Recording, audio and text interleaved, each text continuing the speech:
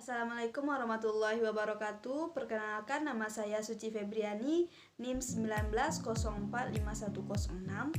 Ingin menjelaskan materi tentang iklim suatu negara sebagai faktor politik. A. Pengaruh iklim terhadap negara.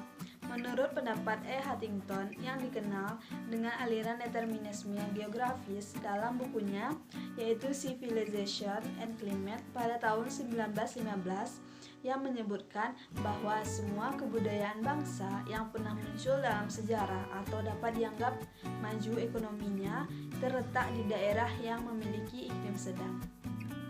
Kondisi iklim dan cuaca pada suatu negara sangat berperan pada perkembangan politik negara tersebut.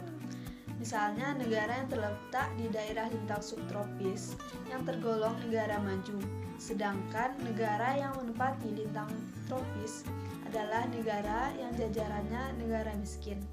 Negara yang terletak pada iklim subtropis atau memiliki iklim beragam menganut sistem pemerintahan kapitalis dan memiliki daya kompetitif untuk bekerja. Dan sebaliknya, negara yang memiliki iklim seragam menganut sistem komunal yang memiliki sistem ekonomi kuando dan cenderung sosialis. B. Jenis iklim dan pengaruhnya terhadap kehidupan. Yang pertama ada iklim dingin, yaitu tundra dan taiga. Pada umumnya, tanah di daerah tersebut dingin membeku karena tertutup oleh salju dan es. Dan hanya sebagian tepinya saja yang memberikan kemungkinan musim semi yang pendek bagi pertumbuhan jenis-jenis rumput dan lumut-lumut yang tipis. 2. Iklim basah tropika. Area ini terletak di antara 23,5 lintang utara dan 23,5 lintang selatan dan mencakup seluruh bagian bumi yang dalam setahun mengalami 2 kali saat matahari tepat berada di atas kepala. Tumbuhan di daerah tropis biasanya memiliki daun lebar dan hijau abadi atau biasanya tidak menggugurkan daunnya dan tidak dipengaruhi oleh suhu atau radiasi sinar matahari. 3. Iklim panas atau sabana.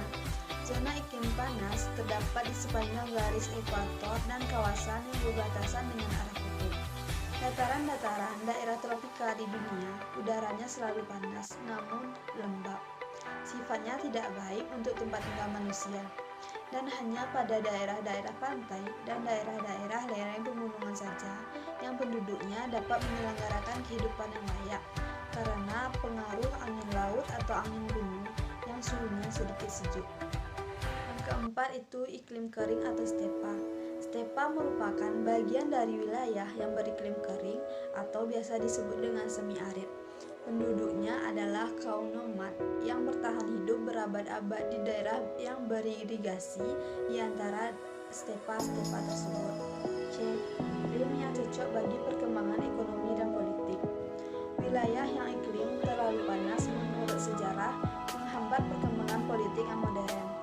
Negara yang berada di daerah lintang kutub memiliki iklim dingin yang terlampau dingin sehingga sumber daya mineral yang ada pada daerah tersebut memiliki nilai ekonomis yang rendah.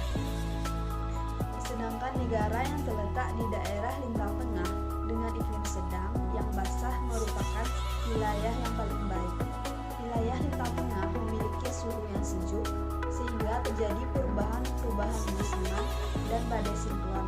Hal ini dinilai mendorong perkembangan politik suatu negara tersebut.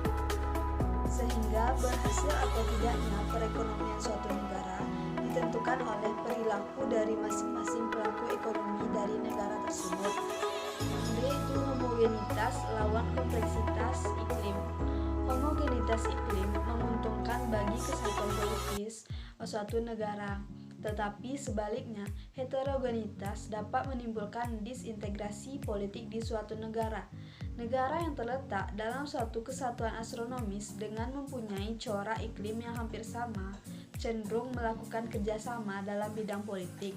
Contohnya saja yaitu Asia yang berada di lintang tropis yang mendirikan organisasi Asia yang dikenal dengan ASEAN, sehingga letak astronomis akan membawa pengaruh yang besar terhadap hubungan dengan negara lain. Yang E itu ada iklim dan peperangan. Di wilayah peperangan, iklim mempengaruhi kemampuan negara untuk melakukan peperangan. Hal ini berkaitan dengan struktur perekonomian bangsa.